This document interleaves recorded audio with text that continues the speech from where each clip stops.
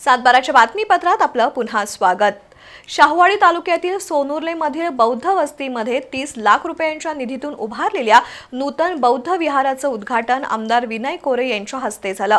यावेळी बोलताना त्यांनी शाहू, फुले, आंबेडकर आणि भगवान बुद्ध यांच्या विचारांचा वारसा पुढे नेण्याचं आवाहन करत दलित समाजातील तरुणांनी शिक्षणाच्या माध्यमातून स्वतःची आणि कुटुंबाची उन्नती करण्याला प्राधान्य द्यावं अशी अपेक्षा व्यक्त केली।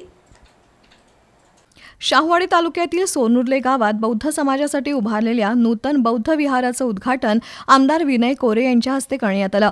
डॉक्टर बाबासाहेब आंबेडकर यांनी प्रत्येक गावात बौद्ध विहार उभारण्याचं केलेलं आवाहन आजही प्रेरणादायी असल्याचं सांगत बौद्ध विहार हे केवळ प्रार्थना स्थळ नसून शिक्षण, संघटन आणि सामाजिक परिवर्तनाचं केंद्र असल्याचं मत त्यांनी व्यक्त केलं। अज्ञानाकडून ज्ञानाकडे आणि अंधाराकडून प्रकाशाकडे नेणारा दीपस्तंभ म्हणजे बौद्ध विहार असल्याचंही आमदार कोरे यांनी नमूद केलं। यावेळी विविध मान्यवर, लोकप्रतिनिधी, ग्रामस्थ आणि बौद्ध बांधव उपस्थित होते।